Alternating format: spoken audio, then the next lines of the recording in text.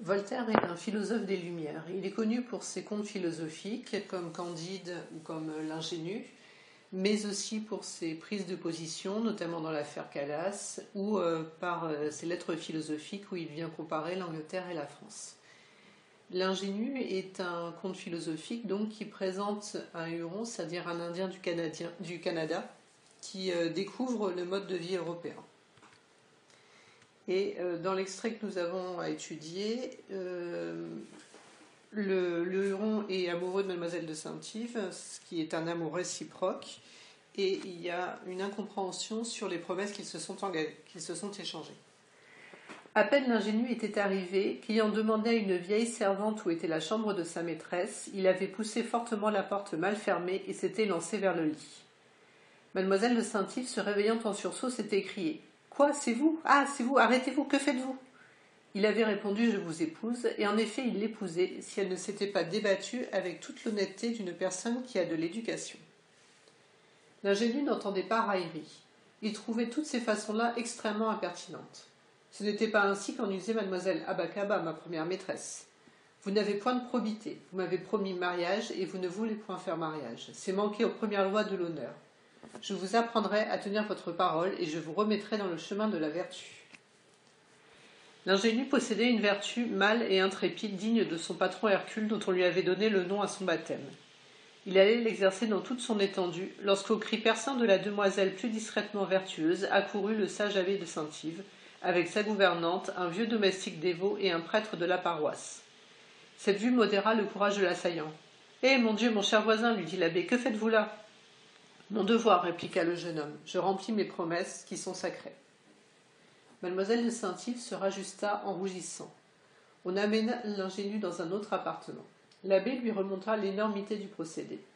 L'Ingénu se défendit sur les privilèges de la loi naturelle qu'il connaissait parfaitement. L'abbé voulut prouver que la loi positive devait avoir tout l'avantage et que sans les conventions faites entre les hommes, la loi de nature ne serait presque jamais qu'un brigandage naturel. Il faut, lui disait-il, des notaires, des prêtres, des témoins, des contrats, des dispenses. L'Ingénu lui répondit par la réflexion que les sauvages ont toujours faite. Vous êtes donc de bien malhonnêtes gens, puisqu'il faut entre vous tant de précautions.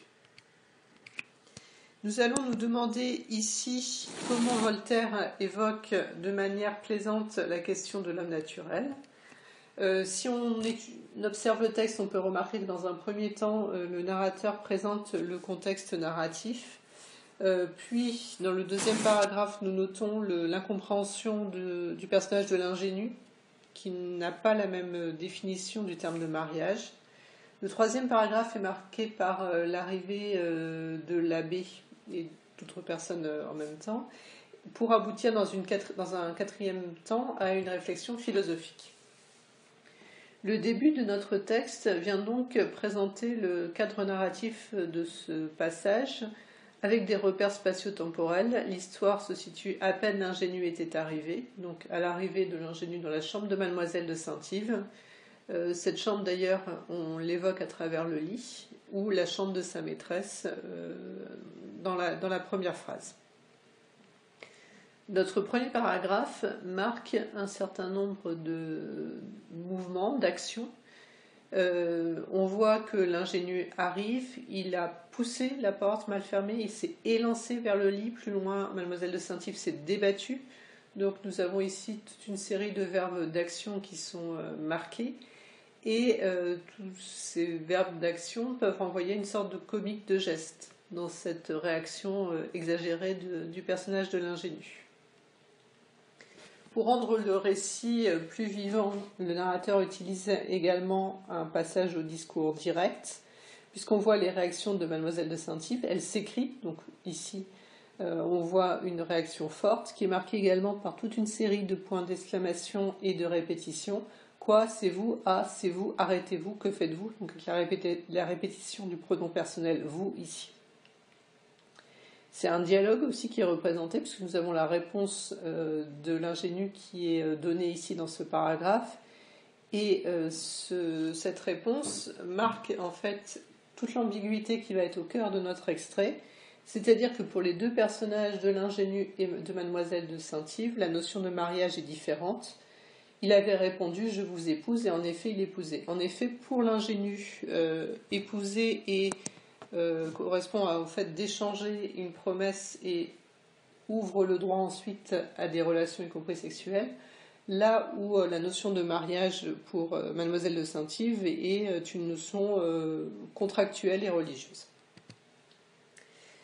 Dans le deuxième paragraphe, on vient approfondir cette différence de conception, puisque le personnage de l'ingénu répète « Vous m'avez promis mariage et vous ne voulez point faire mariage ». Même procédé que tout à l'heure, on avait le verbe épouser qui était repris à 2 reprises, et là c'est le nom commun mariage qui est repris également. L'ingénu fait appel à son ancienne expérience au Canada, avec l'expérience de Mademoiselle Abakaba pour montrer la différence qui existe de perception et la différence de comportement entre le mode de vie indien et le mode de vie européen. Le personnage de l'ingénu met l'accent sur les valeurs de l'homme naturel. Nous voyons ici tout un champ lexical qui renvoie à la valeur morale, puisque nous avons le terme de probité, d'honneur, de vertu, et on voit bien que le sens moral de l'ingénu repose sur le fait de tenir sa parole. Et c'est-à-dire qu'à partir du moment où il y a eu l'échange de promesses entre les deux personnages, c'est cette promesse et cette parole donnée qui est fondamentale. L'ingénu possédait une vertu mâle et intrépide digne de son patron Hercule. Là, nous revenons plus dans le récit et on va voir que Voltaire s'amuse ici avec ses personnages. Donc on a en fait une coexistence entre un regard amusé avec le comique de geste dont on a parlé tout à l'heure ou le comique de situation et de mots, c'est-à-dire que tout repose en fait sur un quiproquo autour de la notion de mariage. Voltaire s'amuse avec les caractéristiques de son personnage puisqu'il parle de vertu mâle et intrépide d'Hercule, c'est-à-dire la force d'Hercule, mais aussi il fait écho en même temps à cette qualité virile au sens aussi sexuel qui est associée souvent au personnage d'Hercule. Dans le jeu de Voltaire autour de la situation, on voit aussi qu'il s'amuse avec le comportement de Mademoiselle de Saint-Yves et de l'abbé, au prix d'une certaine ironie. Mademoiselle de Saint-Yves est discrètement vertueuse alors qu'elle pousse des cris perçants. L'abbé de Saint-Yves, dont on va voir le ridicule de sa réflexion, est qualifié ici de sage, donc on voit bien tout l'usage de l'ironie de la part de Voltaire. De nouveau, le récit passe par l'utilisation de discours directs. On retrouve les formes exclamatives, les verbes de locution, lui dit l'abbé, le répliqua le jeune homme, et toute l'opposition de cette fin de texte va reposer sur la confrontation entre les pensées de l'abbé et les pensées du jeune homme, dont on l'a dit tout à l'heure. Le plus important pour lui, c'est les promesses, ce qu'il redit ici, mes promesses qui sont sacrées. Dans le dernier paragraphe, on vient changer de lieu. On passe dans un autre appartement et avec ce changement de lieu, marqué par le repère spatio-temporel, on va avoir aussi un changement de tonalité puisqu'on va arriver précisément cette fois-ci sur une réflexion philosophique. 2 pensées s'opposent, celle de l'abbé qui veut montrer que la loi positive, c'est-à-dire la loi des hommes de culture européenne notamment ici, et la plus importante, là où l'ingénu défend la loi naturelle. Pour l'abbé, la loi naturelle serait une loi de brigandage, donc on voit bien tout le regard péjoratif qu'il a dessus. Il insiste, il faut des notaires, des prêtres, des témoins, des contrats, des dispenses. Mais l'accumulation qui est marquée ici montre bien toute l'absurdité de ce système. C'est-à-dire que l'homme de culture européenne ne doit son bon comportement qu'à la pression des lois, et alors que du côté des sauvages, entre guillemets, ça repose sur la probité, sur l'honneur. Et donc la conclusion vient marquer le fait qu'il y a une supériorité morale de l'ingénu avec ce regard amusé. Vous êtes donc de bien malhonnêtes gens puisqu'il vous faut tant de précautions.